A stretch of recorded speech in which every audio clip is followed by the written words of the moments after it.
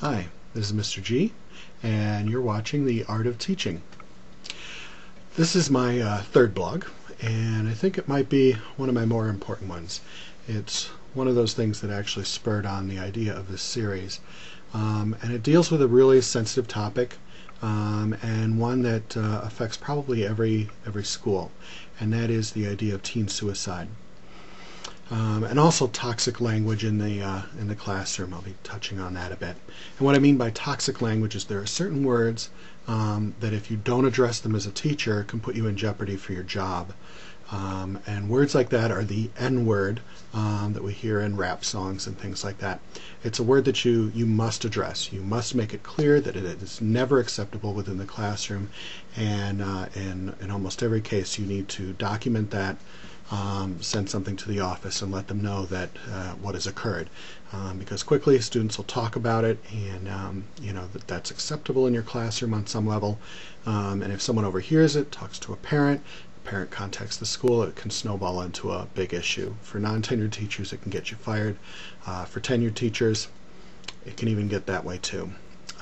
So that's a toxic word. Now there's another toxic word out there that seems to be ambiguous.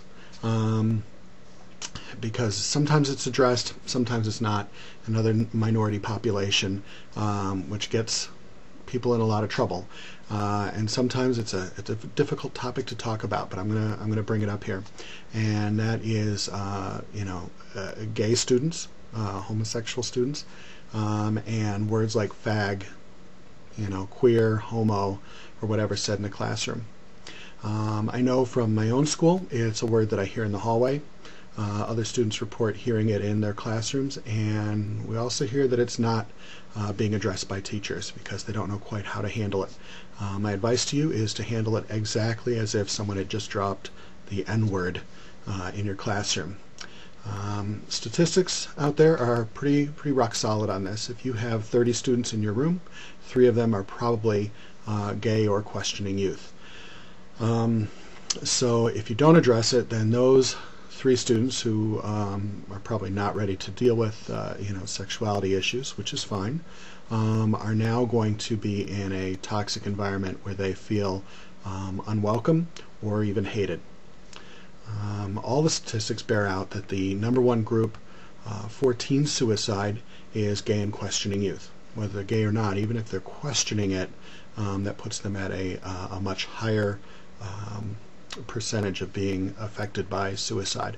And about half teenagers who are gay or questioning report attempted suicide within their high school years. It's often even considered that half of the people who do actually go through with suicide and through notes and things may find that they were a gay or questioning youth. Now, one of the problems I have as a teacher is I do address it. When it comes up, I say, please choose another word. If someone's using it to describe, oh, that's gay, I say, you need to choose another word, because in that instance, it's not being used as an insult, but it is inappropriate. If a student is using it towards another student as a derogatory term, I do document it. I do send information down to the office. Whether they follow through or not is really not my problem, but I've documented it. And students know that words like that, or anything that's derogatory about a person's religion, their ethnicity, their heritage, any of that is just not appropriate ever in my classroom.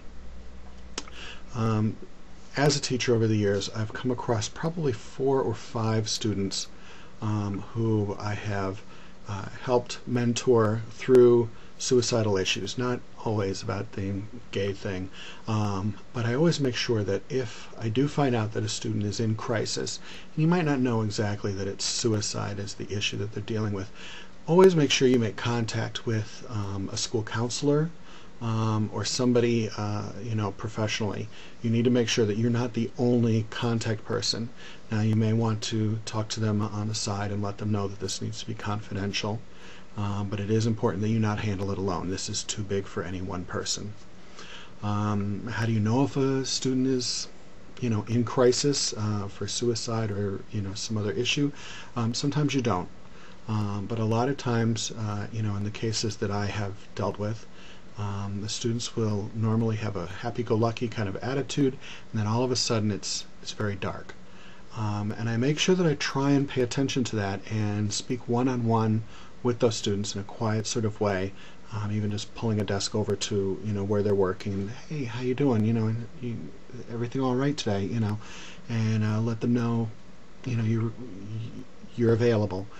You can let them know when you have a free period to speak if they feel like they need to, but they're not alone, and that you're able to listen. And really, in most of these cases, it's just that they need to be listened to.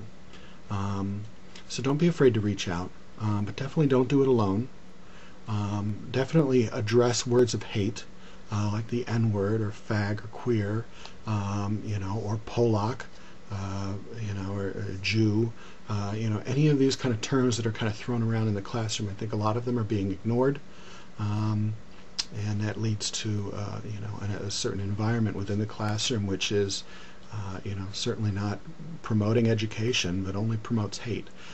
So make sure you address that as the teacher, and I think when students see that and they feel like they're in a safe environment, they will open up more and be more open to the educational process, which is why we're there in the first place. All right, tough topic to talk about, but if you have further questions, certainly send me an email. If you like what I've said here, please give me some stars and even subscribe, and I thank you for your time. All right, you have a great day.